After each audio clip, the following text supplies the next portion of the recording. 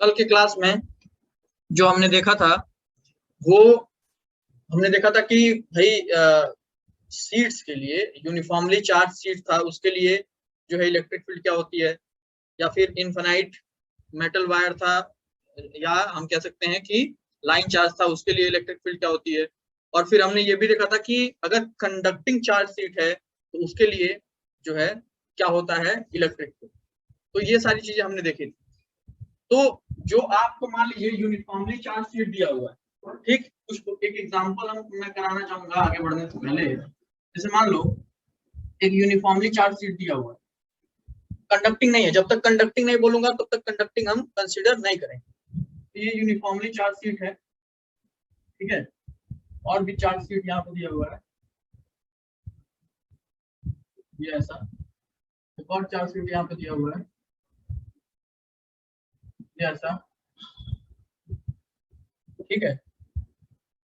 ठीक, तो यहाँ पे मान लेते हैं कि प्लस सिग्मा चार्ज डेंसिटी है, यहाँ पे है +3 सिग्मा, और यहाँ पे है -5 सिग्मा। ठीक, चार्ज डेंसिटी जो है ये दिया हुआ, ठीक। तो चार्ज डेंसिटी अगर ये दिया हुआ है तो हमको करना क्या है, तीन तरह के रीजन आपको दिखाई दे रहे हैं, ये ए, ये बी, ये सी और ये D. A B C D पे क्या करना है आपको, इलेक्ट्रिक फील्ड की वैल्यू बतानी। ठीक, इस तरह के क्वेश्चंस जो हैं, शायद इसी साल नीट में आया था ऐसा क्वेश्चन, ठीक है। तो हमको करना क्या है कि इलेक्ट्रिक फील्ड की वैल्यू बतानी है, कहाँ कहाँ, ए बी सी और डी पे। तो पॉइंट ए की बात करें तो पॉइंट ए पे क्या होगा, पॉइंट ए पे ये वाला जो सीट होगा पॉजिटिवली चार्ज है, तो सीट का नाम दे दे रहा हूँ 1 2 और 3।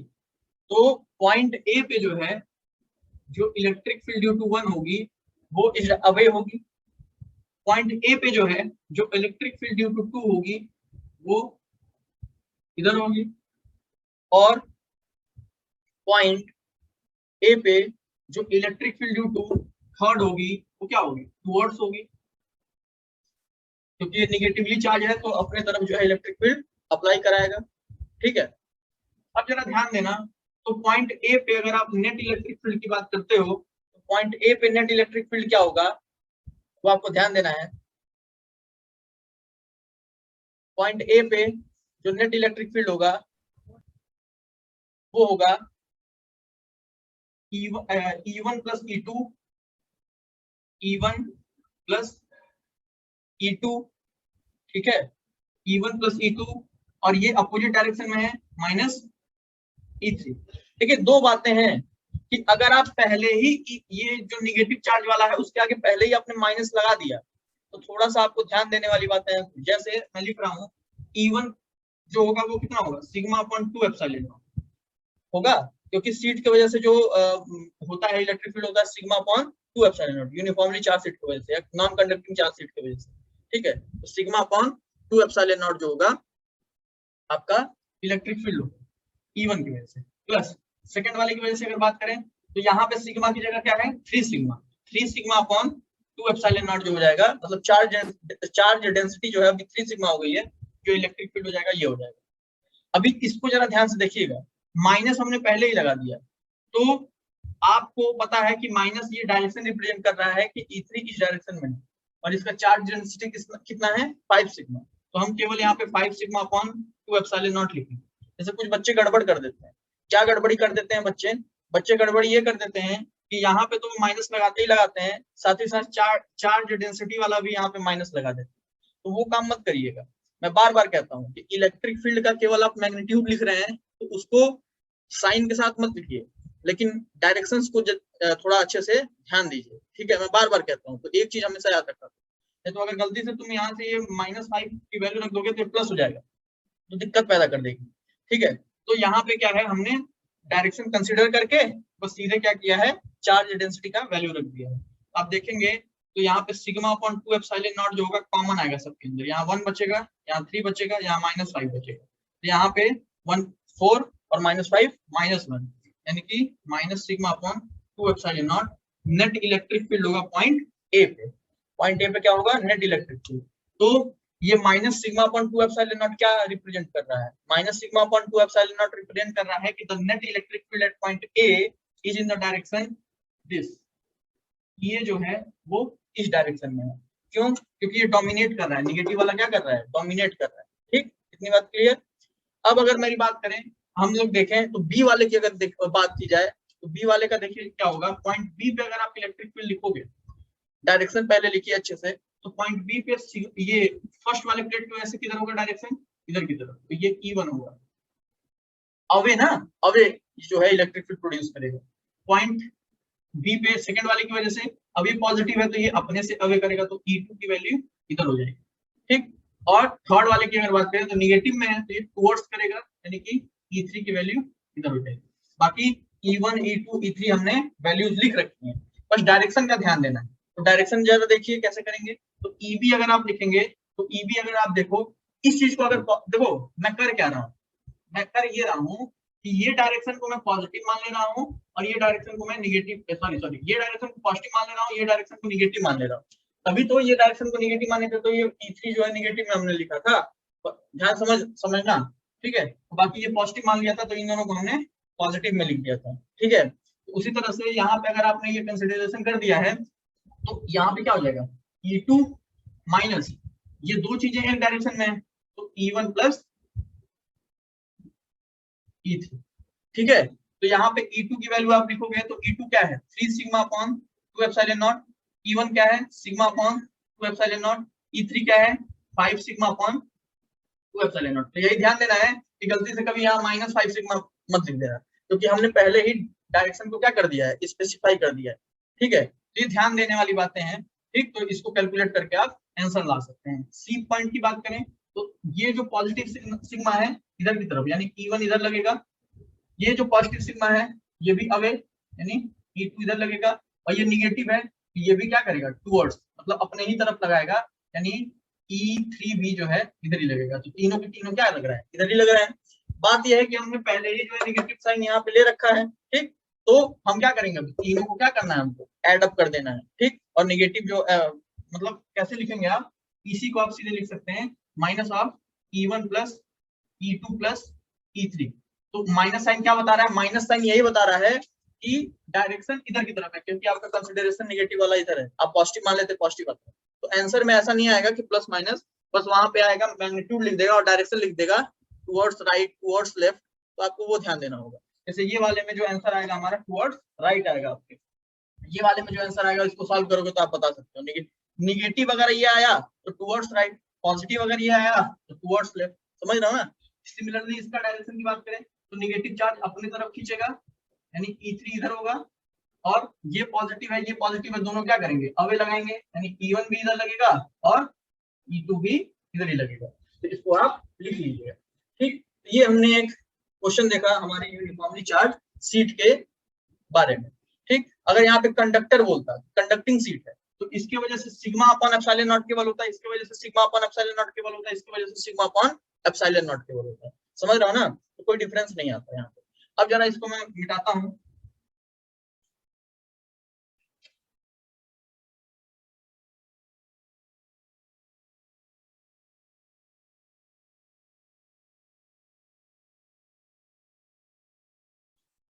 तो आज जो हम लोगों को देखना है वो जरा हम थोड़ा कुछ न्यूमेरिकल्स करने हैं कुछ। अच्छा, कल का हम थोड़ा सा फटाक से एक बार रिव्यू ले लें कि हमने कल क्या देखा था। तो हमने कल देखा था कि भाई कोई भी आइसोलेटेड कंडक्टर होता है, कोई भी आइसोलेटेड कंडक्टर होता है, ठीक है, तो उसके ऊपर अगर आप पॉजिटिव मान लीजिए चार्ज दे दिया आपने, तो आइसोलेटेड कंडक्टर जो होता है ये क्या करता है?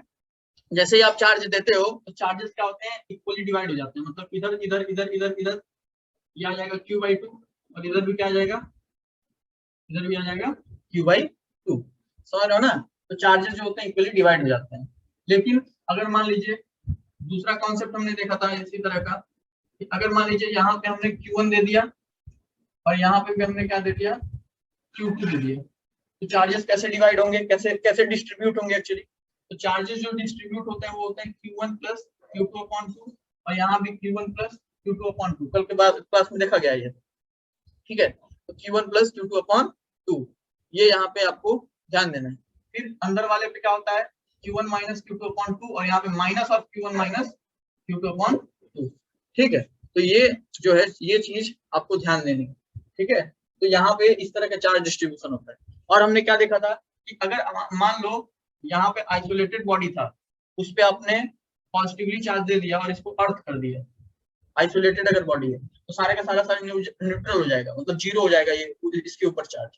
ठीक है, अर्थिंग अगर कर दिया गया आइसोलेटेड बॉडी का, तो अगर पॉजिटिवली चार्ज है तो अर्थ से इलेक्ट्रॉन्स इक्वल अमाउंट में आ जाएंगे, जीरो कर देंगे, और निगेटिवली चार्ज है तो ये निगेटिव चार्ज पूरा पूरा कहाँ चला जाएगा, अर्थ में चला जाएगा, जैसे इंडक्शन में इस चीज में बताया। तो अब जरा समझो, अगर मान लो इस तरह की सिचुएशन है कि आइसोलेटेड नहीं है, दो बॉडीज के बीच में, मतलब जिस बॉडी को आप अर्थ कर रहे हो, जिस बॉडी को आप क्या कर रहे हो, अर्थ कर रहे हो, उसके साथ एक और चार्ज बॉडी है, तो क्या होगा, तो होता क्या है इस केस में कि ये वाले सरफेस पे जीरो चार्ज आ जाएगा, तो क्योंकि यहाँ भी इक्वली चार्ज होता है तो ये वाले सरफेस पे भी जीरो चार्ज आ जाएगा, और यहाँ पे इक्वल एंड अपोजिट चार्जेस आ जाते हैं। ठीक है, तो ये आपको ध्यान देना।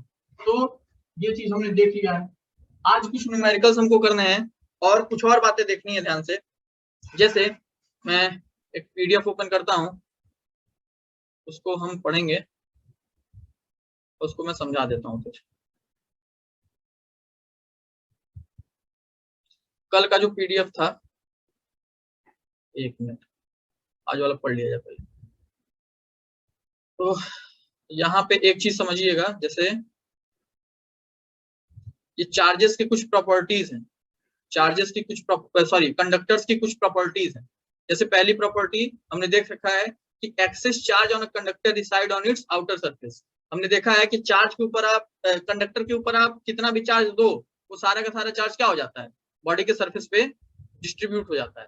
ठीक है, तो ये हमने पहले ही जान रखा है, बस आपको नोट्स में अच्छे से लिखने में दिक्कत ना हो इसलिए मैं बता दे रहा हूँ। इसका प्रूफ देखो किया हुआ है, प्रूफ किया हुआ है कि इलेक्ट्रिक फील्ड कंडक्टर के अंदर क्या होती है, जीरो होती है, गॉस लॉ से। इलेक्ट्रिक फील्ड जो देखो यहाँ गॉसियन सरफेस बना है, इलेक्ट्रिक फील्ड अगर जीरो होगी तो जब इसको सॉल्व करोगे तो क्यू इंक्लोज्ड क्या हो जाएगा, जीरो हो जाएगा। ठीक, तो मतलब कंडक्टर के अंदर चार्ज जीरो हो जाएगा। ठीक, ये इंपॉर्टेंट पॉइंट है। इस चीज को पहले मैं बोर्ड पे बताता हूँ। Electric field at any point close to the charge conductor is sigma upon epsilon naught. जरा यहाँ पे ध्यान देना, यहाँ पे ध्यान देना। जैसे मान लो कोई भी यहाँ पे हम देखने जा रहे हैं कि electric field at any point near the vicinity of a charge conductor. Vicinity मतलब होता है बहुत क्लोज, बहुत ही नजदीक। ठीक है, तो वो वहां पे इलेक्ट्रिक फील्ड कितना होता है वो हमको ध्यान से देखना है। ठीक, जरा समझो।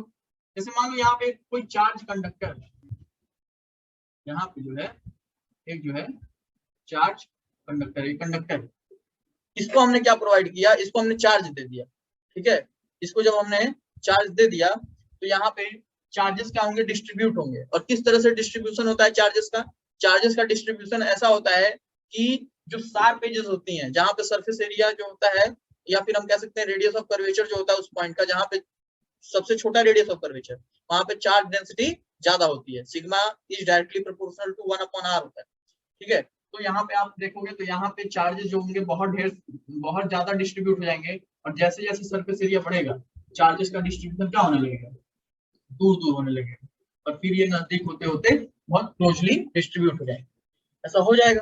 ठीक है, अब जरा एक बात यहाँ समझना है, जैसे मान लो इस पॉइंट को हम लें, ये वाले छोटे से एक पॉइंट को लें, तो यहाँ पे आप एक गॉसियन सरफेस बनाइए। तो यहाँ पे आप कैसा भी एक क्लोज गॉसियन सरफेस बना सकते हैं। मैं यहाँ पे एक सिलेंड्रिकल गॉसियन सरफेस बना रहा हूँ, ऐसा बना रहा हूँ, सिलेंड्रिकल गॉसियन सरफेस बना रहा हूँ ये। ठीक है, शायद ये भी नीट में आया हुआ क्वेश्चन है। ठीक है, जेईई मेंस में तो आया, ये कंफर्म है, नीट में भी ये क्वेश्चन एक बार पूछा गया है, तो जरा ध्यान से देखना। तो यहाँ पे जो मैंने क्या किया, एक गॉसियन सरफेस बना लिया, ये गॉसियन सरफेस, गॉसियन सरफेस बना लिया। ठीक है, अब जरा मेरी बात ध्यान समझो। अगर आप देखोगे तो इस गॉसियन सरफेस के कितने जो है सरफेस एरिया है, एक नीचे वाला है, एक ये वाला है, और एक कर्व सरफेस एरिया। तो नीचे वाला कहाँ लगेगा, डीएस इधर की तरफ, यहाँ का डीएस इधर की तरफ, और इधर वाले का डीएस इधर की तरफ। ठीक है, ये सरफेस एरिया लगा।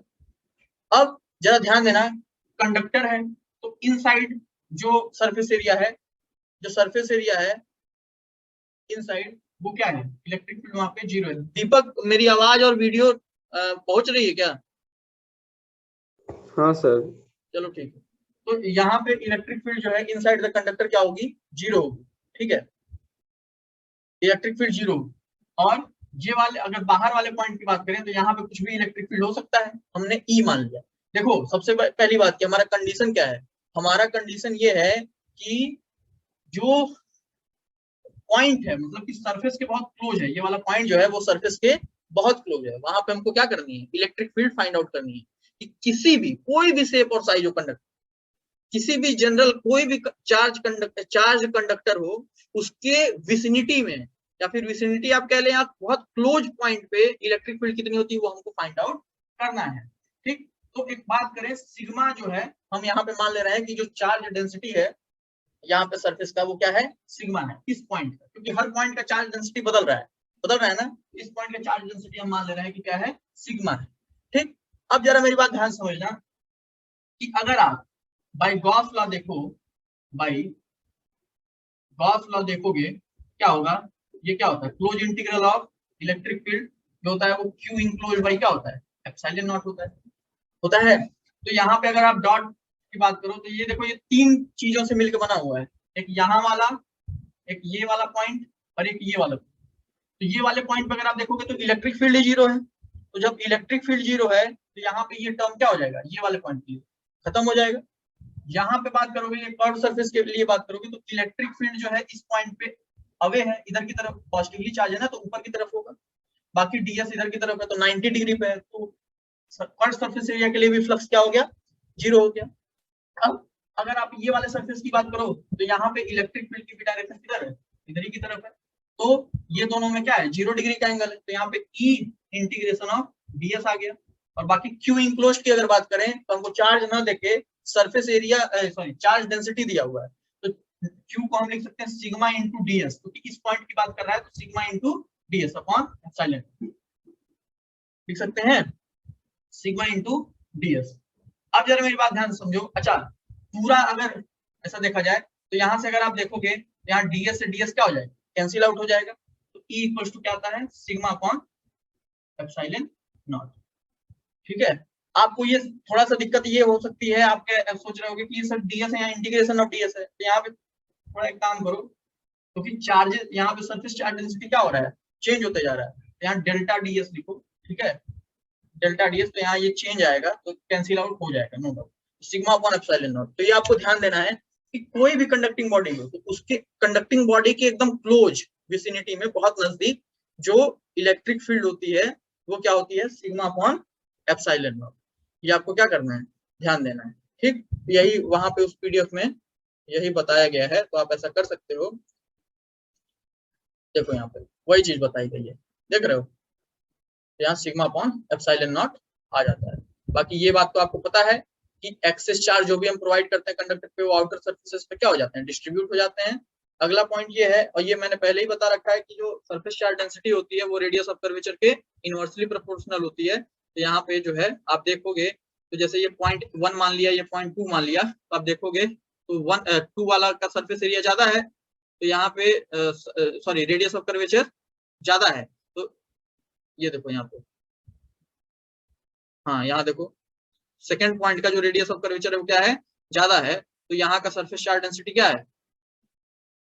कम है। ठीक है, तो जहां पे सरफेस चार्ज डेंसिटी कम होगी वहां पे इलेक्ट्रिक फील्ड की वैल्यू भी तो कम होगी, क्योंकि ई इक्वल टू क्या होता है? Sigma upon epsilon naught. तो जैसे पॉइंट ए का, जैसे यहाँ पे ये रेडियस ऑफ कर्वेचर कम है, यहाँ रेडियस ऑफ कर्वेचर ज्यादा है, तो यहाँ पे सरफेस चार्ज डेंसिटी ज्यादा, यानी कि इलेक्ट्रिक फील्ड की वैल्यू ज्यादा। तो ये भी आप ध्यान दोगे। ठीक है, ये नोट्स में अपने लिख लीजिएगा। और ये भी बात हमने देख लिया है, इलेक्ट्रिक फील्ड जो होता है वो नॉर्मल होता है किसी भी कंडक्टिंग सरफेस पे, और इसका हमने एक्सप्लेनेशन भी देख लिया है कि अगर ये ऐसा नॉर्मल नहीं रहेगा तो इसका एक कंपोनेंट जो होगा सरफेस के अलोंग आ जाएगा, जिससे जो है चार्जेस मूव करना शुरू हो जाएंगे, और ये इलेक्ट्रोस्टैटिक की कंडीशन नहीं रह जाएगी, चार्जेस स्टैटिक नहीं रहेंगे। एक कैविटी की अगर बात कर ली जाए, ये जरा देखना बहुत इंपॉर्टेंट पॉइंट है, ये इससे रिलेटेड आज मैं कुछ क्वेश्चन भी कराने वाला हूँ। ये बहुत इंपॉर्टेंट पॉइंट है, कैविटी इनसाइड अ कंडक्टर, जरा ध्यान से समझो। जैसे देखो, मैं इसको रब कर रहा हूँ,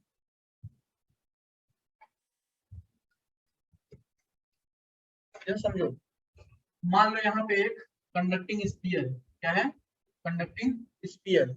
तो यहाँ पे अगर मान लो हमने पॉजिटिवली चार्ज, ये कंडक्टिंग स्फीयर है, ठीक है, कोई चार्ज वार्ज नहीं है उसके ऊपर, ठीक, कोई चार्ज नहीं दिया, हमने क्या किया कि यहाँ पे कैविटी बना दी, कैविटी मतलब कि खोखला कर दिया, यहाँ वाला पार्ट जो मेटल का पार्ट था उसको हमने क्या किया, निकाल दिया, ठीक, निकाल दिया। इतनी बात क्लियर।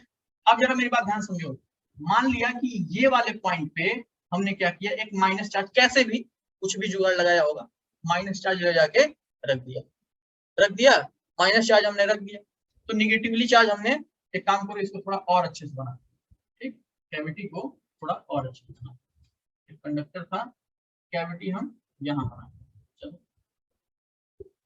ठीक है। तो यहाँ पे हमने क्या किया है, एक माइनस चार्ज कैसे भी करके रख दिया, ये कैविटी, तो यहाँ माइनस चार्ज रख दिया। तो अगर आप किसी पॉइंट पे गॉसियन सरफेस बनाओगे, कंडक्टर है ना, यहाँ पे कंडक्टर का पार्ट है, तो यहाँ किसी पॉइंट पे गॉसियन सरफेस बनाओगे तो इस गॉसियन सरफेस के अंदर एक नेट चार्ज आने लगेगा माइनस क्यू। तो नेट चार्ज आने की वजह से क्या होगा, यहाँ पे गॉसियन सरफेस, ये गॉसियन सरफेस का है, मेटल में है, तो नेट चार्ज आने की वजह से क्या होगा, इस गॉसियन सरफेस के अंदर नेट चार्ज आने की वजह से क्या होगा, इसका मतलब ये होगा कि कंडक्टर में फ्लक्स पास कर रहा है, कंडक्टर से क्या पास कर रहा है, फ्लक्स, यानी कि वहां पे इलेक्ट्रिक फील्ड है। लेकिन हमारे गुरुजी ने तो ये बता दिया कि भाई कंडक्टर के अंदर इलेक्ट्रिक फील्ड होती ही नहीं है। तो अगर यहाँ कोई आप माइनस चार्ज प्रोवाइड कर देते हो, कैसे भी करके रख देते हो, तो यहाँ पे क्या होता है, इलेक्ट्रिक फील्ड आने लगती है। तो वो कंडक्टर के अंदर इलेक्ट्रिक फील्ड प्रोड्यूस ना हो, जो कि हमको तो जीरो करना है, उसके लिए यहाँ पे क्या होता है, चार्ज का डिस्ट्रीब्यूशन होता है। तो होगा क्या कि ये बॉडी के अंदर, बॉडी तो न्यूट्रल है ना, तो इक्वल अमाउंट ऑफ चार्ज, जैसे माइनस क्यू है तो इसमें भी प्लस और माइनस इक्वल अमाउंट में है, मेटल के अंदर तो होते ही है, जितना पॉजिटिव होता है उतना ही नेगेटिव होता है। तो उसमें से यहाँ क्या होगा, इंडक्शन होगा, इंड्यूस होंगे चार्ज, ठीक, किस तरह इंड्यूस होंगे, तो यहाँ निगेटिवली चार्ज है, तो यहाँ ये वाले सरफेस पे, इनर सरफेस पे यहाँ पॉजिटिवली चार्ज आना शुरू हो जाएगा, इंड्यूस होना शुरू हो जाएगा मेटल से, और ये पॉजिटिवली चार्ज की वैल्यू कितनी होगी, प्लस, पॉजिटिवली चार्ज की वैल्यू कितनी होगी, प्लस क्यू। क्यों होगी, ताकि अब जरा देखो, अब अगर आप ये गॉसियन सरफेस को ध्यान से देखते हो मेटल के अंदर वाला, तो इस गॉसियन सरफेस के अंदर जो नेट चार्ज है वो क्या हो चुका है, माइनस क्यू और प्लस क्यू, कुल मिला जुला के जीरो। तो अगर अब नेट चार्ज जीरो हो चुका है, तो क्या इस गॉसियन सरफेस जहां पे है मेटल के अंदर, वहां से कोई फ्लक्स पास करेगा क्या, नहीं, कोई फ्लक्स पास नहीं करेगा, और फ्लक्स नहीं पास करेगा तो इलेक्ट्रिक फील्ड की वैल्यू क्या हो जाएगी, जीरो हो जाएगी, इलेक्ट्रिक फील्ड की वैल्यू जीरो हो जाएगी। तो यहाँ पे इलेक्ट्रिक फील्ड की वैल्यू मेटल के अंदर जीरो हो जाए, इसलिए क्या होता है, यहाँ पे जो है चार्जेस का डिस्ट्रीब्यूशन होता है। लेकिन अभी कंप्लीट डिस्ट्रीब्यूशन नहीं हुआ है, ये तो अभी हमने इनर सरफेस पे देखा। तो जब ये कंडक्टर के अंदर से पॉजिटिव चार्जेस यहाँ आ गए, तो कंडक्टर के अंदर तो उतने ही नेगेटिव चार्ज भी रह गए होंगे ना, जैसे मान लो यहाँ वाला पॉजिटिव चार्ज यहाँ चला गया, यहाँ वाला पॉजिटिव चार्ज यहाँ चला गया, तो वहां का निगेटिव चार्ज कहाँ गया होगा, तो निगेटिव चार्ज क्या होगा, ये आउटर सरफेस पे आ जाएगा, क्योंकि कंडक्टर के अंदर कोई नेट चार्ज नहीं रह सकता। तो यहाँ पे ये जो आउटर सरफेस होगा, यहाँ पे जो होंगे निगेटिवली चार्ज होंगे आ जाएंगे, उसका अमाउंट कितना होगा, माइनस। तो आप अगर देख रहे हैं कि ये वाला माइनस क्यू आपने एक्सटर्नली प्रोवाइड किया, तो इस बात को ओवरकम करने के लिए कि कंडक्टर के अंदर इलेक्ट्रिक फील्ड जीरो होती है, इसके लिए चार्ज का डिस्ट्रीब्यूशन हुआ और इक्वल अमाउंट ऑफ चार्ज यहाँ पे पॉजिटिवली चार्ज इनर सरफेस पे आ गए, ठीक। लेकिन अगर हम केवल इसी को डिस्ट्रीब्यूट करके छोड़ दें, तो ये जो निगेटिवली चार्ज बच गए होंगे इस कंडक्टर के अंदर, वो कहाँ जाएंगे, तो वो आउटर सरफेस पे चले जाते हैं। तो यहाँ पे ये तो बात समझ में आ गई चार्ज का डिस्ट्रीब्यूशन की, इलेक्ट्रिक फील्ड जीरो होने के लिए कंडक्टर के अंदर इस तरह का डिस्ट्रीब्यूशन हो जाता है। तो गेम ये है कि यहाँ पे इलेक्ट्रिक फील्ड लाइंस बनाने को आपसे पूछ सकता है कि इलेक्ट्रिक फील्ड लाइन बनाइए जरा इसके लिए, तो इलेक्ट्रिक फील्ड लाइन कैसी होगी। तो अब देखो, इलेक्ट्रिक फील्ड लाइन हमेशा पॉजिटिव से निकलती है और नेगेटिव पे टर्मिनेट कर जाती है। तो यहाँ से इलेक्ट्रिक फील्ड लाइंस निकलेंगी, और देखो कंडक्टर पे हमेशा इलेक्ट्रिक फील्ड लाइन कैसी होनी चाहिए, परपेंडिकुलर होनी चाहिए, तो इस बात का आपको ध्यान रखना है। तो यहाँ से जो है इलेक्ट्रिक फील्ड लाइंस इस तरह से निकलेंगी और नेगेटिव चार्ज पे बहुत मिलियंस ऑफ लाइंस होंगी, मैं इतना खोजूंगा नहीं, ठीक है, इस तरह से जो होगा यहाँ चले जाएंगे। अब बाकी केवल यही कंप्लीट डायग्राम हो गया क्या, नहीं, क्योंकि यहाँ भी तो नेगेटिव चार्जेस हैं, ये भी इलेक्ट्रिक फील्ड लाइंस क्या करेंगे, प्रोड्यूस करेंगे और towards the centre of the charge, ठीक है। तो ये जो है इस तरह का इलेक्ट्रिक फील्ड पैटर्न होगा, क्योंकि नेगेटिव चार्जेस क्या होंगे, टुवर्ड्स जो है, और याद रखना हमेशा सरफेस के परपेंडिकुलर होना चाहिए इलेक्ट्रिक फील्ड लाइंस, ठीक। तो ये इस तरह का जो है इलेक्ट्रिक फील्ड लाइन का ऐसा पैटर्न होगा यहाँ पे। अब मैं आपकी जगह रहता, शायद आप लोग भी ये बात सोच रहे होंगे कि सर आप तो कहते हैं कि कंडक्टर के अंदर तो इलेक्ट्रिक फील्ड लाइंस जीरो होती है, क्योंकि इलेक्ट्रिक फील्ड की वैल्यू जीरो होती है। तो आप यहाँ पे जो है इलेक्ट्रिक फील्ड लाइंस बना कैसे दिए कंडक्टर के अंदर? तो मुन्ना एक बात ध्यान देना कि कंडक्टर के अंदर इलेक्ट्रिक फील्ड लाइन जीरो होती है, कंडक्टर के अंदर कैविटी में इलेक्ट्रिक फील्ड लाइन जीरो नहीं होती है। समझ रहे हो ना क्या कह रहा हूँ, कि कंडक्टर के अंदर इलेक्ट्रिक फील्ड लाइन जीरो होती है। अभी ये हवा बचा है, केवल कैविटी आपने बना दिया, एयर है एक तरह से। हम एक बात कह रहा हूँ, ठीक है, कि एयर है वहां कंडक्टर नहीं बच गया, वहां कंडक्टर बचा ही नहीं, ठीक है। तो कंडक्टर के अंदर इलेक्ट्रिक फील्ड लाइंस जीरो होती है, लेकिन कंडक्टर के अंदर कोई कैविटी है तो वहां पे इलेक्ट्रिक फील्ड का फॉर्मेशन हो सकता है। अब ये एक एग्जांपल हमारा हो गया था। एक और चीज मैं समझू, ये इलेक्ट्रिक फील्ड पैटर्न है, बनाइएगा। एक और चीज मैं समझू, जैसे मान लो यहाँ पे ये वही वाला कंडक्टर था, इसमें भी हमने क्या किया, कैविटी बना दिया। क्या बना दिया? कैविटी बना दिया। कैविटी बना के हमने बस छोड़ दिया। कैविटी बना के क्या किया? छोड़ दिया। ये न्यूट्रल बॉडी थी, कैविटी बना के छोड़ दिया। तो अभी कुछ नहीं होगा, कुछ नहीं होगा, कोई चार्ज का डिस्ट्रीब्यूशन नहीं, कुछ नहीं, नो चार्ज डिस्ट्रीब्यूशन, कोई चार्ज डिस्ट्रीब्यूशन नहीं होगा। क्यों नहीं होगा भाई? क्योंकि यहाँ पे कोई भी एक्सटर्नल चार्ज आपने प्रोवाइड नहीं किया है। कोई भी एक्सटर्नल चार्ज दिया है क्या यहाँ कि डिस्ट्रीब्यूशन होगा? नहीं। अभी भी आप यहाँ पे गॉसियन सरफेस बनाओगे तो कंडक्टर के अंदर जीरो ही इलेक्ट्रिक फील्ड आएगी। क्यों जीरो आएगी? क्योंकि कोई चार्ज ही नहीं है, नेट चार्ज। एक बात ये समझ में आ गई। दूसरी बात, एक एग्जांपल मैं यहाँ ले लेता हूँ, मिटा देता हूँ इस चीज को, ठीक है। चलो अच्छा, चलो साइड में ही ले लेता हूँ, ठीक। जैसे मान लो यहाँ पे कंडक्टर है, कंडक्टर है, ठीक। यहाँ पे एक कैविटी हमने डिजाइन किया। देखो मैं बीच में इसलिए कैविटी डिजाइन कर रहा हूँ कि कोई दिक्कत ना हो, क्वेश्चन के हिसाब से आप चीजों को समझिएगा, कॉन्सेप्ट यही, ठीक। अगर मान लो कि सेंटर में ना रखे चार्ज, यहाँ रखा गया चार्ज जो है निगेटिव वाला, यहाँ रखा गया, सेंटर में नहीं रखा गया, तो क्या होगा? तो वही वाली बात होगी, जो अभी डिस्ट्रीब्यूशन इस तरह का हुआ है उसी तरह होगा। इनर सरफेसेस पे निगेटिव चार्ज आ जाएंगे, लेकिन पॉजिटिव चार्ज आ जाएंगे। लेकिन ध्यान रहे कि चार्ज के नजदीक बहुत क्लोजली चार्ज रहेंगे, और चार्ज से जैसे जैसे दूर होगा चार्जेस का डेंसिटी कम होगा। लेकिन अभी भी आप यहाँ पे जब एक गॉसियन सरफेस बनाओगे तो इलेक्ट्रिक फील्ड जीरो होने के लिए पॉजिटिवली चार्ज जो है डिस्ट्रीब्यूट होंगे इस तरह से, लेकिन यहाँ क्लोजली होंगे क्योंकि ये बहुत नजदीक है और ये हाँ। तो यहाँ पे जो है अगर आप देखोगे तो पॉजिटिवली चार्ज यहाँ क्लोज है, तो उसी तरह से निगेटिवली चार्ज भी क्या होंगे, यहाँ पे क्लोजली होंगे, और जैसे जैसे आप आगे बढ़ते जाओगे निगेटिवली चार्ज दूर दूर होते जाएंगे। तो माइनस क्यू चार्ज का डिस्ट्रीब्यूशन यहाँ होगा। इलेक्ट्रिक फील्ड लाइंस की अगर बात करोगे तो इलेक्ट्रिक फील्ड लाइंस जो होंगी यहाँ पे बहुत बहुत क्लोज होंगी, जैसे यहाँ से आएगी, देखो इसी में बुझ गया, आप लोग अच्छे से बनाइएगा, ठीक है। तो यहाँ से आएगी, यहाँ से आएगी, इस तरह का इलेक्ट्रिक फील्ड पैटर्न होगा। बस ध्यान ये देना है कि परपेंडिकुलर होना चाहिए कंडक्टर के, ठीक है। तो अब जरा मेरी बात ध्यान समझो, तो ये बात समझ में आ गई। उसी तरह से यहाँ पे जो है इलेक्ट्रिक फील्ड लाइंस जो होंगी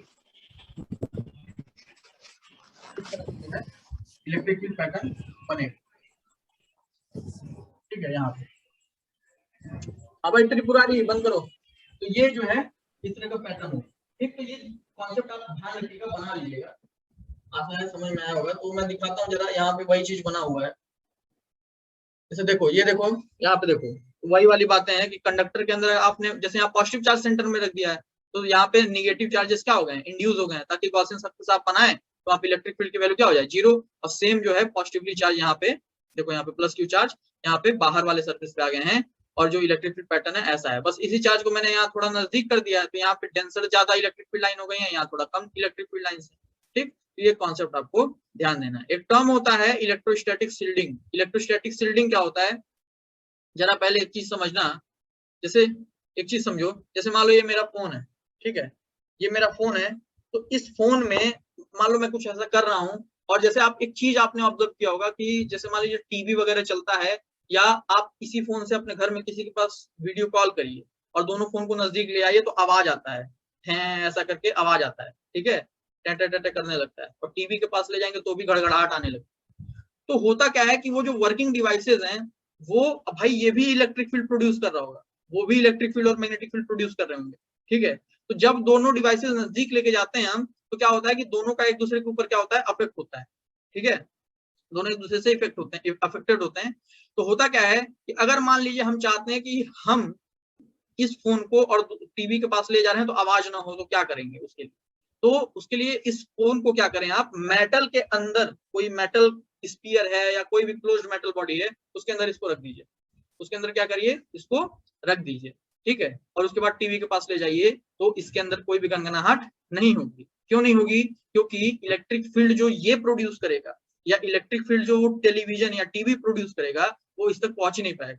क्यों? क्योंकि कंडक्टर के अंदर इलेक्ट्रिक फील्ड होता ही नहीं है। थोड़ा थिकनेस का रखिए, कंडक्टर के अंदर इलेक्ट्रिक फील्ड होता ही नहीं। जैसे आप यहाँ देखोगे तो यहाँ पे देखो ये वाले रीजन में इलेक्ट्रिक फील्ड है ही नहीं। ये जो इलेक्ट्रिक फील्ड है इनके वजह से है, ये जो इलेक्ट्रिक फील्ड है केवल इसके वजह से। ये इलेक्ट्रिक फील्ड यहाँ नहीं पहुंच रहा है, ये इलेक्ट्रिक फील्ड बाहर नहीं पहुंच रहा है। ठीक, तो ये ध्यान देना। कुछ बच्चे एक और गड़बड़, चलो ठीक है ये समझ रहे हो ना, कुछ बच्चे एक और गड़बड़ कर सकते हैं, नहीं ठीक है कोई बात नहीं, समझ गए ना। तो इलेक्ट्रोस्टैटिक शील्डिंग यही होती है। जैसे कि एक एग्जांपल मैं आपको बता रहा हूँ, जैसे मान लीजिए कि लाइटनिंग हो रही है, ठीक है, आपके हो सकता है जीवन में कभी मौका मिले तो ऐसा हो जाए, लेकिन ना हो तो ही बेहतर है। तो लाइटनिंग हो रही है, आप अपने गाड़ी में बैठे हुए, ठीक है, कार में या बस में कहीं बैठे हुए, लाइटनिंग बहुत बहुत तगड़ा थंडर आया हुआ, लाइटनिंग हो रही है, तो आपको क्या करना चाहिए? गाड़ी में ही रहना चाहिए, पेड़ के नीचे चले जाना चाहिए, बिल्डिंग के नीचे चले जाना चाहिए, बाहर निकल के ऐसे इंतजार करना चाहिए? समझ रहे हो ना क्या करना चाहिए? तो भाई क्या करना चाहिए, हमको गाड़ी में ही रहना चाहिए। ठीक है, पेड़ के नीचे गए तो भी बहुत खतरा होता है, पेड़ के नीचे तो एकदम नहीं जाना चाहिए। ठीक है, वैसे आप खुले में भी नहीं रह सकते। ठीक, तो गाड़ी के अंदर रहेंगे तो उससे क्या फायदा है कि गाड़ी हमारी जो है मेटल की है, तो वहां पे पॉसिबिलिटी है कि अगर लाइटनिंग गलती से आपकी गाड़ी पे हो जाती है, तो गाड़ी पे अगर लाइटनिंग हो जाती है तो वहां पे क्या होगा कि वो एक शील्ड की तरह काम करेगा। वहां पे जो लाइटनिंग से जो इलेक्ट्रिसिटी प्रोड्यूस होगी आप तक शायद ना पहुंच पाए। ठीक, और जैसे ही मान लीजिए हाँ ठीक है फायर वगैरह आ जाता है, उसके अंदर बहुत तगड़ी लाइटनिंग होती है, लेकिन ये तो समझो ना कि फायर से आप बच सकते हैं। तुरंत दरवाजा खोल के जैसे ही लाइटनिंग हुई, माइनर माइक्रो सेकेंड्स में होती है, तुरंत आप निकल सकते हो लाइटनिंग होने के बाद। ठीक है, लाइटनिंग होने के बाद तुरंत आप क्या कर सकते हो, निकल सकते हो। लेकिन जैसे मान लो अगर वही ठंडर आपके सीधे ऊपर पड़ गया तो बचोगे क्या? नहीं बचोगे। तो यही एक बात है, इलेक्ट्रोस्टैटिक शील्डिंग यही होती है। ठीक, एग्जाम्पल मैंने दिया था, ये इलेक्ट्रोस्टैटिक शील्डिंग है। अच्छा, पोटेंशियल हमको पढ़ना है, लेकिन एक बात यहाँ पे लिखा हुआ है तो ठीक है, कंडक्टर का प्रॉपर्टी होता है कि जैसे एक चीज समझो, जैसे हम मान लें हमने कंडक्टिंग सॉलिड स्फीयर लिया था, तो कंडक्टिंग सॉलिड स्फीयर लिया था जब हमने, तो सरफेस पे देखा था जो इलेक्ट्रिक फील्ड होती है वो होती है KQ/R²। क्या होती है?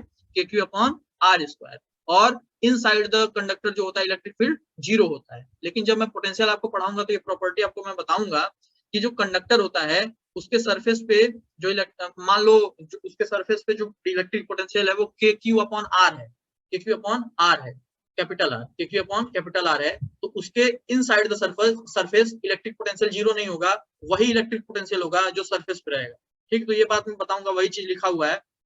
ठीक है, it mean potential difference between 2 points inside the conductor are the same. देखो कंडक्टर के अंदर जो पोटेंशियल होता है वो क्या होता है, सारे पॉइंट्स का जो पोटेंशियल होता है सेम होता है।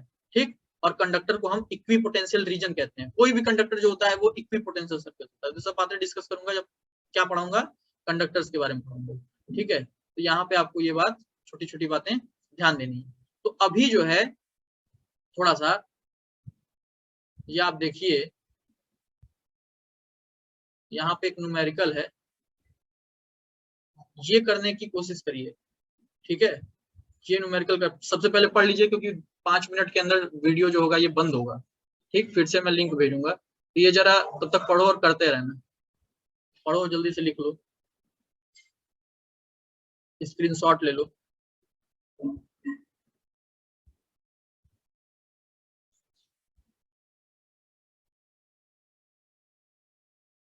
अब जरा देखो, वो जो क्वेश्चंस आपको दिखाए गए हैं उनको करना है।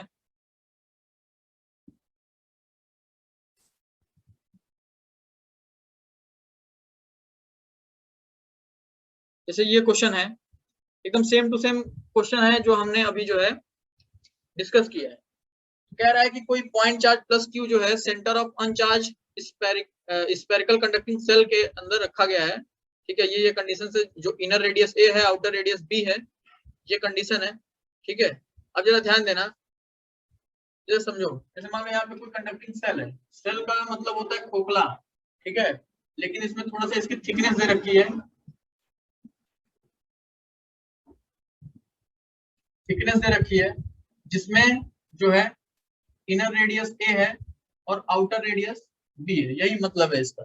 और ये जो है मेटल पार्ट, ये मेटल पार्ट है। ठीक है, तो यहाँ पे कह रहा है कि सेंटर में प्लस क्यू चार्ज जो है एक रख दिया गया, सेंटर में प्लस क्यू चार्ज यहाँ पे रख दिया गया। उसके आगे का क्वेश्चन ये कह रहा है कि पहला क्वेश्चन बोला है कि find the electric field at R less than A, R less than A पे जो है इलेक्ट्रिक फील्ड आपको निकालना है। आर लेस देन ए का क्या मतलब है कि यहाँ से आप मेजरमेंट करोगे तो ए यही है, लेस देन ए का मतलब कि इनसाइड ये वाले पार्ट में। यहाँ पे मान लो कोई पॉइंट ये होगा तो यहाँ पे आपको इलेक्ट्रिक फील्ड निकालनी है। ठीक, यहाँ कुछ नहीं, गॉसियन सरफेस डिजाइन करो, गॉसियन सरफेस बनाओगे तो गॉसियन सरफेस के अंदर हम जानते हैं हमको क्या निकालना है, इलेक्ट्रिक फील्ड निकालना है। क्या निकालना है भाई, हमको निकालना है electric field at R less than A. ठीक है, तो ये वाली दूरी जो है, ये जो हमने ये पॉइंट माना, इसकी दूरी जो है स्मॉल आर दे रखा है। ठीक है, लेकिन ये ए से छोटा होना चाहिए, ये कंडीशन है यहाँ पे। तो यहाँ पे जैसे ही आपने गॉसियन सरफेस डिजाइन किया तो आप जानते हैं कि इलेक्ट्रिक फील्ड निकालना है, तो बाई गॉस का क्या होता है, E dot ds equals to Q enclose by epsilon naught. तो ई इंटीग्रेशन ऑफ ds कितना एक्सप्लेन करने की जरूरत नहीं, आप पता है आपको। क्यू इंक्लोज मतलब गॉसियन सरफेस के अंदर कितना चार्ज है, क्यू चार्ज है, एप्सिलॉन नॉट। बाकी ई इसका इंटीग्रेशन क्या हो जाएगा, ये गॉसियन सरफेस जो है पॉइंट चार्ज यहाँ पे है, तो पॉइंट चार्ज के लिए गॉसियन सरफेस कैसा होता है, स्फेरिकल होता है। ठीक है, ये बात आपको पता ही है। तो जब सरफेस एरिया का इंटीग्रेट करोगे तो यहाँ पे क्या आ जाएगा, 4 pi R square Q upon epsilon naught. ठीक है, इंटीग्रेशन ये ई की वैल्यू कितनी आ जाएगी, के क्यू अपॉन आर स्क्वायर। ठीक, ये ऐसा यहाँ जो है करना था। अब अगला जो क्वेश्चन कह रहा है उसी का सेकंड पार्ट कह रहा है what is the magnitude and sign of induced charge q dash on the inner shell surface. Inner shell surface मतलब ये जो अंदर वाला पार्ट है, यहाँ पे कितना आ जाएगा। भाई कंडक्टर में यही डिस्कस किया गया है कि कंडक्टर में इलेक्ट्रिक फील्ड 0 हो, उसलिए equal and opposite charges induce हो जाते हैं, ताकि कंडक्टर में गॉसियन सरफेस बनाए तो जो इलेक्ट्रिक फील्ड की नेट चार्ज की वैल्यू है वो क्या आ जाए, नेट चार्ज की वैल्यू 0 आ जाए। ठीक है, तो यहाँ पे आप जो इंड्यूस चार्ज होगा उसकी वैल्यू कितनी हो जाएगी, माइनस क्यू। फिर अगला कह रहा है what is the electric field at R greater than B. B अभी कहाँ है, यहाँ पे है, तो इसके बाहर मतलब आर ग्रेटर देन बी, इस पॉइंट पे जैसे मान लो कोई इलेक्ट्रिक फील्ड आपको फाइंड आउट करना है बाहर वाले पॉइंट पे, तो बाहर वाले पॉइंट पे, ये वाले पॉइंट पे अगर आपको इलेक्ट्रिक फील्ड फाइंड आउट करना है तो यहाँ पे होते हुए गॉसियन सरफेस आप बना लोगे। ठीक है, जिसपे जो दूरी होगा वो कितना होगा, आर होगा। ठीक, तो यहाँ पे जब आप यही सेम कॉन्सेप्ट यूज करोगे तो अब देखो गॉसियन सरफेस के अंदर जो है अभी चार्ज टोटल कितना है, भले ही इंड्यूस हो गए हैं चार्जेस, यहाँ माइनस आया तो सिमिलरली यहाँ प्लस आ गया होगा। तो जब गॉस लॉ के अंदर नेट चार्ज की बात करोगे तो माइनस प्लस ये कैंसिल हो गया, जो एक्सटर्नल चार्ज है वही बचा रह गया प्लस भी, तो वो भी इलेक्ट्रिक फील्ड इतना ही आएगा। तो तुमको लगेगा बाहर भी इलेक्ट्रिक फील्ड इतना, अंदर भी इलेक्ट्रिक फील्ड इतना, समझो ये आर की दिक्कत है, आर की वैल्यू चेंज होगी इलेक्ट्रिक फील्ड बदल जाएगा। ठीक है, तो यहाँ पे इलेक्ट्रिक फील्ड अलग होगी, यहाँ अलग होगी, लेकिन दिखेगा इसी तरह से, क्यू अपॉन आर स्क्वायर। ठीक है, तो अब जरा अगर हम बात करें, नेक्स्ट कह रहा है कि what is the surface charge of outer surface of conductor. अरे यार वही है, पॉजिटिव क्यू। ठीक है, पॉजिटिव क्यू है, सरफेस चार्ज पे क्या आ जाएगा, outer surface charge, outer surface plus Q. ठीक, ये जो है यहाँ इलेक्ट्रिक फील्ड लाइंस भी बनाने को सकता था जो मैं बनवा चुका हूँ। ठीक, अभी अगला क्वेश्चन आपको पूछा जाए, देखा जाए तो अभी इस पीडीएफ में तो कोई क्वेश्चन नहीं बचा मेरे ख्याल से, ये सब तो हो ही गया है। नहीं, एक क्वेश्चन बचा हुआ है, रुक जाओ, ये वाला क्वेश्चन बचा हुआ है, क्वेश्चन पढ़िए।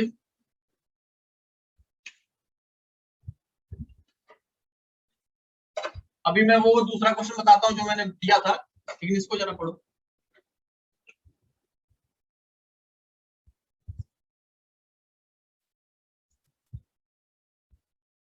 ठीक है, 3 लार्ज मेटेलिक प्लेट्स हैं, Q 4 Q minus Q respectively, और उनका फाइनल चार्ज डिस्ट्रीब्यूशन बताना है।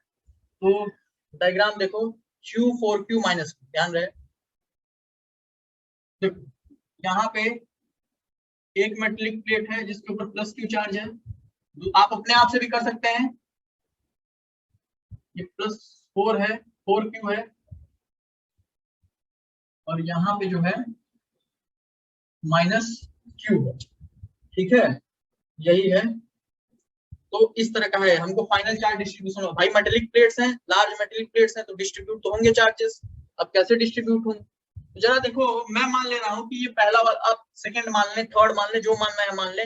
मैं क्या मान रहा हूँ, पहला वाला प्लेट पकड़ रहा हूँ और मान ले रहा हूँ कि यहाँ पे एक्स चार्ज आ जा रहा है, तो यहाँ पे क्या आ जाएगा, क्यू माइनस एक्स चार्ज, ये वाले पॉइंट, ये वाले सरफेस आ जाएगा। ये मेरा कंसिडरेशन है, आप इसको मान लीजिए, कोई टेंशन वाली बात नहीं। इसके अंदर कोई पॉइंट पी मानिए, इस पी पॉइंट पे कॉन्सेप्ट यही रहता है कि इस जैसे हमने पहले ही डिराइव कर रखा है ये सब चीजें, ठीक है, करा है हमने, आपको पता होगा। तो इस पी पॉइंट पे जो है इलेक्ट्रिक फील्ड क्या होना चाहिए, 0 होना चाहिए।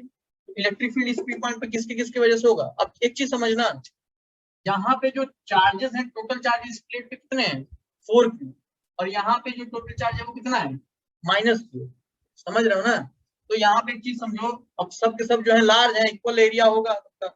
एक चीज समझो, इस पॉइंट पे अगर हम बात करें तो यहाँ पे जो है आप देखोगे तो ये जो x है ये इधर की तरफ जो है प्रोवाइड करेगा क्या, इलेक्ट्रिक फील्ड Ex। ये जो 4q है पॉजिटिवली चार्ज है, वो भी इस पॉइंट पे जो है अवे जो है E4q प्रोवाइड करेगा। ये जो -q है ये क्या करेगा, ये जो है इधर की तरफ E-q प्रोवाइड करेगा। और ये जो q - x है ये भी जो है पॉजिटिव पॉजिटिव हम कंसीडर कर रहे हैं क्योंकि पता ही नहीं है x कितना है, तो पॉजिटिव कंसीडर कर रहे हैं अगर, ये भी जो है EQ - x ये प्रोवाइड करेगा।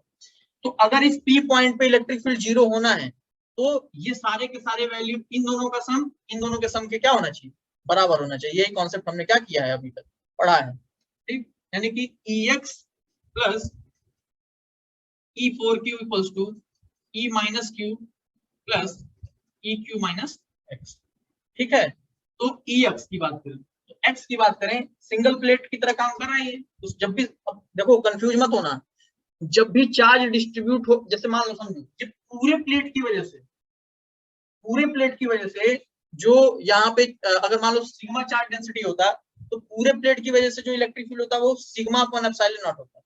लेकिन अगर ये नॉन कंडक्टर होता या फिर हम कह सकते हैं यूनिफॉर्मली डिस्ट्रीब्यूटेड चार्ज होते तो सिग्मा अपॉन 2 एप्सिलॉन नॉट होता। लेकिन अब समझो वो क्या हो रहा है, ये जो सिग्मा अपॉन 2 एप्सिलॉन नॉट होता है वो क्या होता है, जब प्लेट सिंगल प्लेट की तरह बिहेव करता है, सीट जो है सिंगल सीट की तरह बिहेव करता है तो सिग्मा अपॉन 2 एप्सिलॉन नॉट, और जब सीट जो है दो सीट्स की तरह बिहेव करने लगता है तो सिग्मा अपॉन एप्सिलॉन नॉट हो जाता है, नेट इलेक्ट्रिक। लेकिन यहाँ कॉन्सेप्ट समझिए, यहाँ पे अगर आप एक्स वाले के लिए लिखेंगे तो ये सिंगल सीट की तरह काम कर रहा है ना, सिंगल सीट की तरह काम कर रहा है। यहाँ पे जब आप लिखोगे एक्स वाले के लिए तो सिग्मा अपॉन 2 एप्सिलॉन नॉट लिखोगे, लेकिन यहाँ चार्ज हमने माना है, सिग्मा की जगह क्या लिख सकते हैं, चार्ज अपॉन एरिया, ठीक है। तो x upon 2a epsilon not लिख सकते हैं, प्लस 4q की अगर बात करोगे तो 4q upon 2a epsilon not लिख सकते हैं, इक्वल्स टू -q की अगर बात करोगे तो अभी माइनस चार्ज लेने की जरूरत ही नहीं है, मैं बार बार कह रहा हूँ मैग्नीट्यूड है तो चार्ज का साइन लेने की जरूरत नहीं है।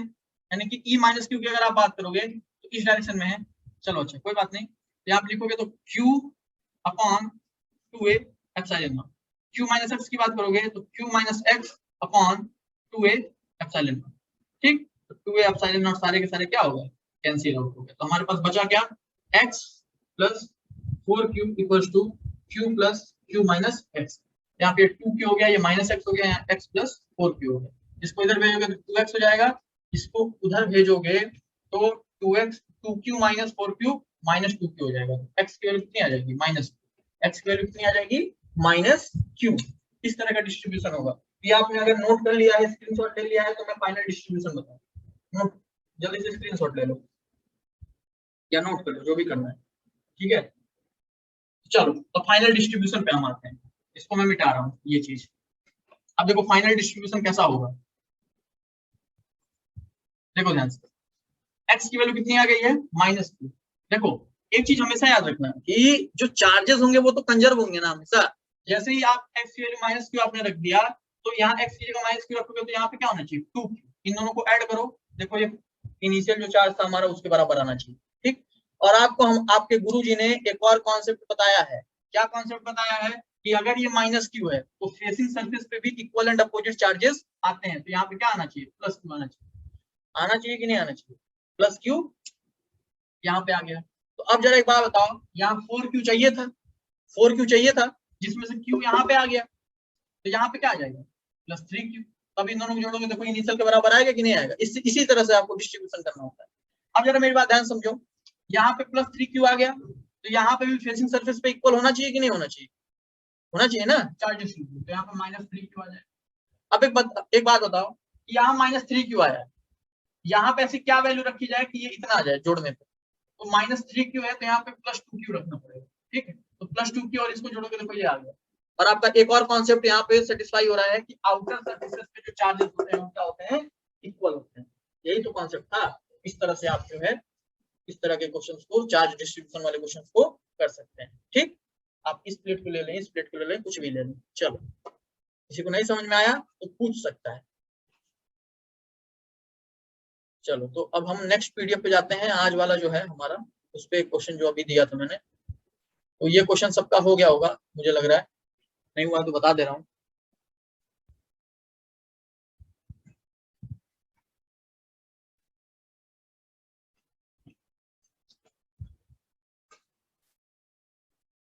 अब जरा ध्यान दो, इसमें सारी चीजें आपको समझ में आ गई। मैं डायग्राम बना दे रहा हूँ भैया पहले।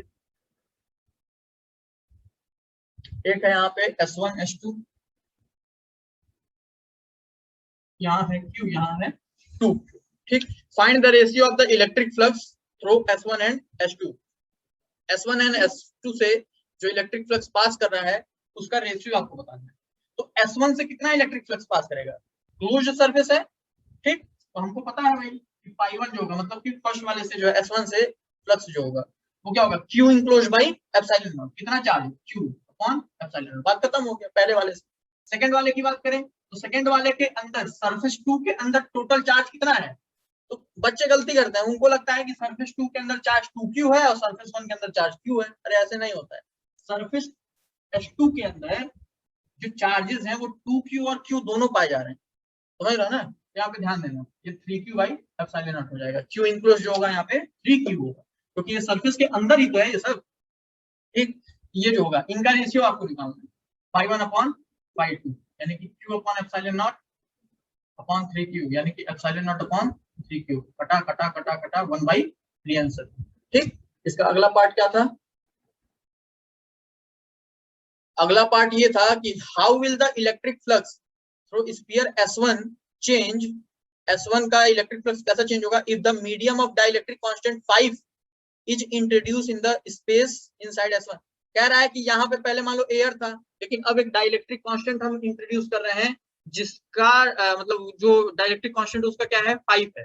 अच्छा, यहाँ पे एक और चीज कह सकता था कि अगर एक मीडियम यहाँ पे इंट्रोड्यूस कर रहे हैं जिसका रिलेटिव परमिटिविटी जो था वो 5 था, क्योंकि आपको पता है कि डाइलेक्ट्रिक, जिसको नहीं पता लिख लेना, कि डाइलेक्ट्रिक कांस्टेंट और relative permittivity of space same बात होती है। मैंने डिस्कस कर रखा है पहले ही।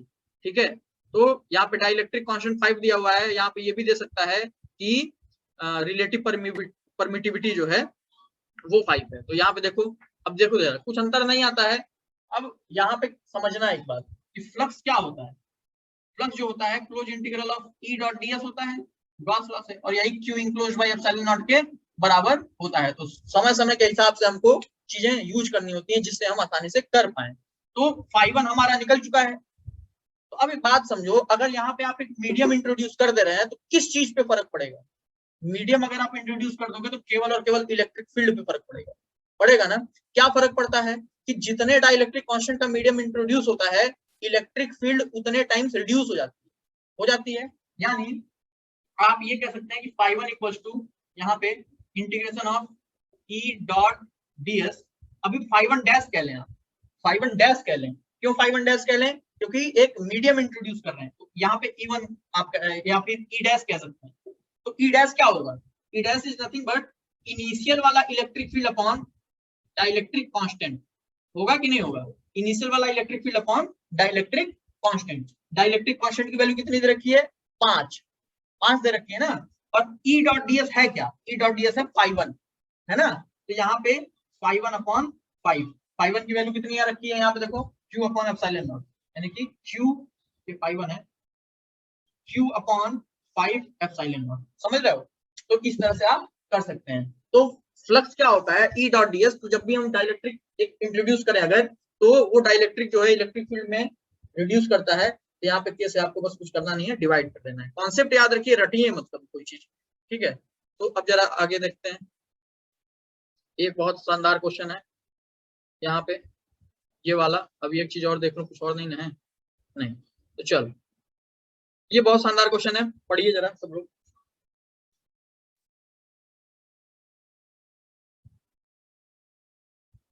का डायग्राम आपको खुद बनाना है समझ के। किसी किसी कभी कभी दे देता है लेकिन मैं नहीं दिया हूँ, देखो बना पाते हो कि नहीं।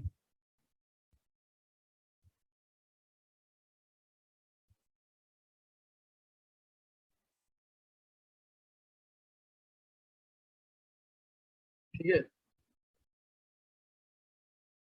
क्वेश्चन हटा रहा हूँ भाई।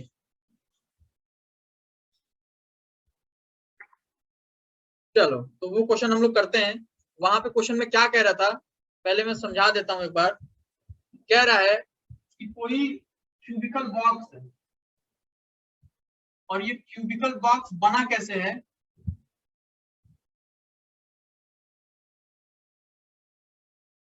ये कोई क्यूबिकल बॉक्स है और ये क्यूबिकल बॉक्स बना कैसे है।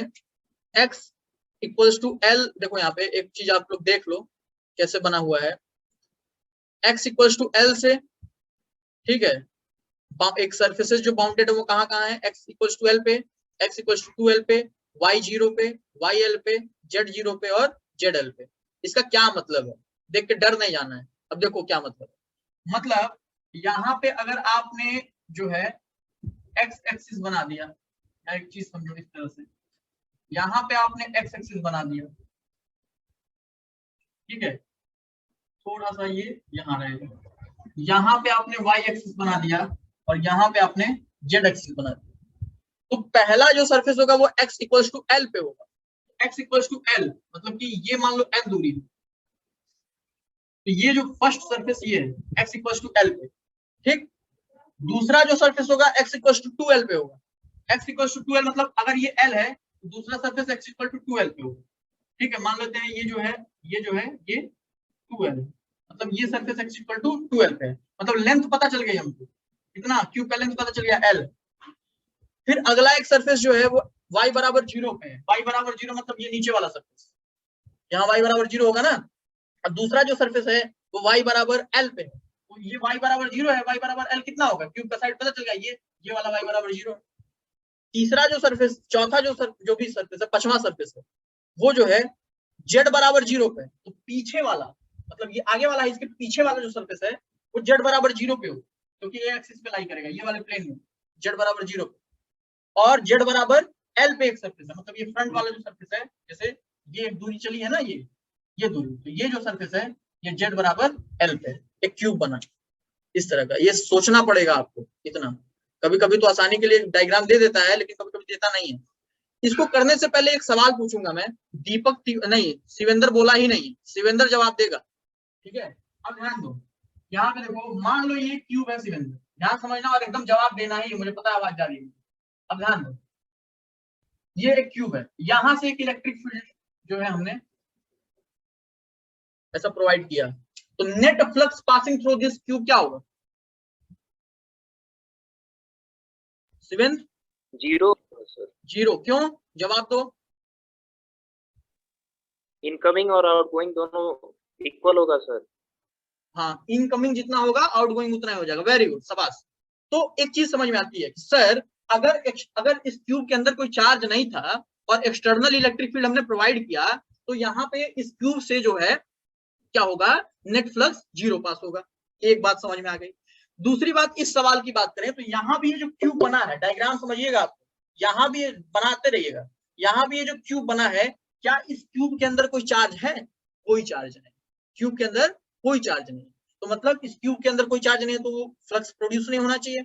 अच्छा, इलेक्ट्रिक फील्ड दे रखा है आपको, मैं दिखा दूं आपको क्वेश्चन में, इलेक्ट्रिक फील्ड दे रखा है, देखिए इलेक्ट्रिक फील्ड दिया हुआ है ई अल्फा एक्स आई कैप, क्या दिया हुआ है, ई जो है अल्फा एक्स आई कैप है, ठीक है। एक्स क्या है, एक्स वेरी कर रहा है एक्स एक्सिस में, मतलब वो एक्स एक्स डायरेक्शन में जो है ये इलेक्ट्रिक फील्ड है, मतलब इस तरह की कोई इलेक्ट्रिक फील्ड यहाँ पे जा रही है। तो मेरे बात बताओ, जैसे अभी शिवेंद्र ने बोला और एकदम सही बोला कि इलेक्ट्रिक फील्ड सर यहाँ एक्सटर्नल इलेक्ट्रिक फील्ड है और ये क्यूब ऐसा है, क्यूब से ये इनकमिंग आउटगोइंग फ्लक्स इक्वल हो जा रहे हैं, तो नेट फ्लक्स 0 हो जा रहा है, तो यहाँ भी तो इलेक्ट्रिक फील्ड एक्सटर्नल ही है, तो यहाँ से कितना फ्लक्स पास होना चाहिए दीपक, कितना फ्लक्स पास होना चाहिए यहाँ से,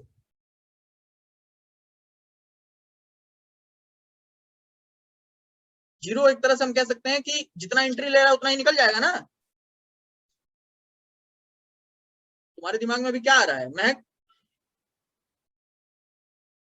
सर इलेक्ट्रिक फील्ड जो है वो फंक्शन ऑफ एक्स है, हाँ तो वेरी गुड। एक्स के ऊपर डिपेंडेंट होगा, तो हाँ फ्लक्स नेट आएगा अल्फा एल क्यूब।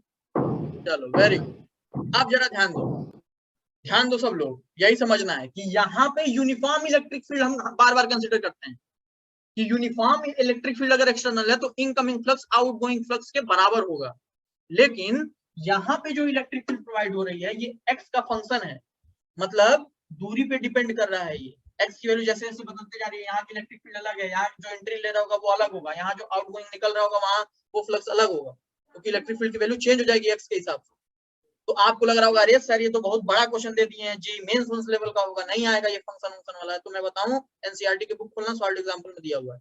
ठीक, अब जरा एक सिलेंडर वाला भी क्वेश्चन दिया होगा। तो अब जरा मेरी बात ध्यान समझना, तो ये एक चीज समझो, तो यहाँ पे हमको पता चल गया वेरिएबल इलेक्ट्रिक फील्ड है और वेरिएबल एक्सटर्नल इलेक्ट्रिक फील्ड होती है तो net flux passing close surface zero नहीं होता है।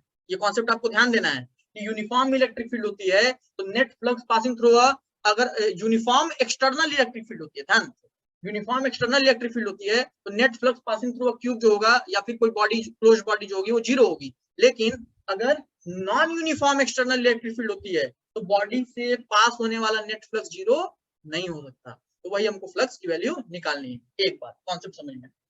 अब जरा मेरी बात ध्यान समझना, ये जो ऊपर वाला सरफेस है इसका सरफेस एरिया ऐसा इलेक्ट्रिक फील्ड से परपेंडिकुलर, ये सरफेस से इलेक्ट्रिक फील्ड कितनी जीरो। नीचे वाला जो है उससे जो इलेक्ट्रिक फील्ड है और एरिया वेक्टर है 90 डिग्री पे, कितना इलेक्ट्रिक फ्लक्स जीरो। ये जो सरफेस है ये सरफेस का एरिया वेक्टर ऐसा इलेक्ट्रिक फील्ड के 90 डिग्री क्या होगा जीरो। पीछे वाला जो सरफेस होगा इसका उससे भी फ्लक्स जीरो। तो जो फ्लक्स पास करेगा वो कौन सा सरफेस से करने वाला है, जो दोनों सरफेस मैंने स्टडी किया हुआ है, ये वाले सरफेस से और ये वाला सरफेस से। क्यों क्योंकि इसका जो एरिया वेक्टर होगा वो इस डायरेक्शन में होगा है इलेक्ट्रिक फील्ड के 180 डिग्री, इसका जो एरिया वेक्टर होगा वो इस डायरेक्शन में होगा इलेक्ट्रिक फील्ड के 0 डिग्री। तो इनकमिंग फ्लक्स आउटगोइंग फ्लक्स के बराबर यहाँ तो नहीं होने वाला है। सबसे पहले देखें कि इनकमिंग फ्लक्स क्या होगा। इसको फर्स्ट सरफेस बोल देते हैं, इसको सेकंड सरफेस बोल देते हैं। तो flux on surface one flux या फिर हम इनकमिंग फ्लक्स बोल क्या होगा, ये integration of E dot ds। ठीक, तो ये जो सरफेस है कितने x की कितनी दूरी पे है, l दूरी पे है, तो इलेक्ट्रिक फील्ड की वैल्यू कितनी हो जाएगी, बस आपको x की जगह क्या करना है l रख देना है। ठीक है, तो यानी कि ये हो जाएगा अल्फा इंटू l। अब बात ये है कि डॉट प्रोडक्ट का क्या करें मार्क्स साहब, तो डॉट प्रोडक्ट का कुछ ना करें, इधर से जो था एरिया वेक्टर इधर, इलेक्ट्रिक फील्ड इधर 180 डिग्री, बस माइनस लग जाएगा यहाँ पे, इनकमिंग वैसे भी माइनस में आता है हमने देख रखा है। तो माइनस अल्फा एक्स, ds की वैल्यू क्या हो जाएगी एरिया। अरे भाई क्यूब का एरिया जो होता है 6a स्क्वायर होता है, एक ही साइड की बात है तो l स्क्वायर हो जाएगा कि नहीं हो जाएगा। तो यहाँ पे माइनस अल्फा l क्यूब, ये 5 आ जाएगा। मतलब फ्लक्स या फिर हम कह सकते हैं इनकमिंग फ्लक्स क्या होगा, लिखते रहना इनकमिंग फ्लक्स। ठीक, एक बात। दूसरी बात कि सेकंड सरफेस से कितना फ्लक्स होगा, इसको मैं रब कर दे रहा हूँ। सेकंड सरफेस से कितना फ्लक्स होगा, तो सिमिलरली सेकंड सरफेस की अगर आप बात करोगे तो ये आउटगोइंग फ्लक्स है। ठीक, तो वो इलेक्ट्रिक फील्ड की अगर आप बात करो तो x की जगह आप क्या रखना है, अब आपको x की जगह 2l रखना पड़ेगा। क्या रखना पड़ेगा 2l, है ना। तो जो इलेक्ट्रिक फील्ड की वैल्यू हो जाएगी वो कितनी हो जाएगी अल्फा इंटू 2l इंटू ठीक है, यहाँ पे एरिया जो हो जाएगा इसका भी l स्क्वायर हो जाएगा, पॉजिटिव होगा क्योंकि ds भी इस डायरेक्शन में, इलेक्ट्रिक फील्ड भी इस डायरेक्शन में, तो यहाँ पे क्या आ जाएगा 2 अल्फा l क्यूब, ये 5 आ जाएगा। तो टोटल फ्लक्स जो होगा वो क्या होगा, जो टोटल फ्लक्स होगा फ्लक्स टोटल वो 5 1 प्लस 5 2 हो जाएगा। देखो साइन पहले से ही ले लिया है तुमने, बार बार माइनस करने की जरूरत नहीं है, इनकमिंग प्लस आउटगोइंग। तो यहाँ पे जब आप करोगे तो 2 अल्फा l क्यूब और माइनस अल्फा l क्यूब, कुल मिला जुला के alpha l cube.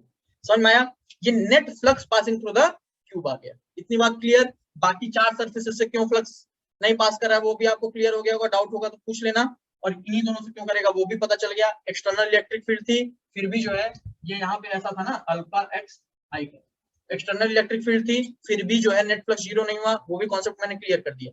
Uniform external electric field होगी तो फ्लक्स जीरो होगा, लेकिन अगर मान लो ऐसा रहा कि एक्सटर्नल इलेक्ट्रिक फील्ड जो है यूनिफॉर्म नहीं रही तो फ्लक्स जीरो नहीं होगा। इतना आया। अब जैसे मैग ने गलती की थी थोड़ी देर पहले, इसने आंसर बताया था कि सर 3 अल्फा l क्यूब होगा, उसने क्या किया था इसको और इसको क्या किया था ऐड कर दिया होगा, लेकिन इसने ध्यान नहीं दिया था कि इनकमिंग और आउटगोइंग का कॉन्सेप्ट है। समझ में आया, तो ये समझ में आया। इतनी बात क्लियर। अब जरा मेरी बात ध्यान समझना कि अगला क्वेश्चन कह रहा है, अगर आप क्वेश्चन देखोगे तो अगला क्वेश्चन कह रहा है कि the charge content inside the above cube, जो क्यूब है उसमें कितना चार्ज है। ठीक है, तो आप एक बात बताओ, टोटल फ्लक्स पता चल गया, चल गया। और हमको पता है गॉस फ्लक्स, फ्लक्स जो होता है वो close integral of E dot ds जो हम यहाँ प्रयोग करते हैं, और यही जो होता है Q enclose by epsilon naught. तो जो फ्लक्स आया है वो क्या हो जाएगा, फ्लक्स टोटल जो आया वो क्या होगा, Q enclose by epsilon naught. तो नेट चार्ज इंक्लोज हमको निकालना है, एप्सिलॉन नॉट, फ्लक्स टोटल कितना आ गया अल्फा एल क्यू। तो यहाँ पे क्यू इंक्लोज की वैल्यू कितनी आ जाएगी, क्यू इंक्लोज की वैल्यू आ जाएगी एप्सिलॉन नॉट पे मल्टीप्लाई कर दो, alpha epsilon naught L Q, खत्म हो गया। ये भी कॉन्सेप्ट ध्यान देना है कि अगर आपको टोटल फ्लक्स पता चल गया है तो आप चार्ज निकाल सकते हैं कि किसी भी क्लोज सरफेस में चार्ज कितना बाउंडेड। ठीक, तो मैं एक बात बता दे रहा हूं आपको कि आपके एनसीईआरटी के हिसाब से जो पहला चैप्टर है electric charge and electric field वो खत्म हो गया है। ठीक, न्यूमेरिकल्स आपको कुछ करने हैं, कुछ जो है टीपीपीज वगैरह मैं प्रोवाइड कर दूंगा जिससे आप कर सकते हैं। आप एक काम करिएगा, एनसीईआरटी जरूर पढ़ लीजिएगा और साथ ही साथ जो बुक है मास्टर द एनसीईआरटी वो भी लगा लीजिए, इस चैप्टर का जरूर लगा लीजिए, जो चैप्टर चलते जा रहे हैं उनको लगाते जाइएगा। ठीक, बाकी मैं टीपीपी दूंगा टॉपिक वाइज, वो आप लगाएंगे। ठीक है, अब हम नेक्स्ट चैप्टर, अभी नेक्स्ट क्लास से शुरू करेंगे इलेक्ट्रिक पोटेंशियल एंड कैपेसिटेंस। ठीक, तो ध्यान से अभी मैं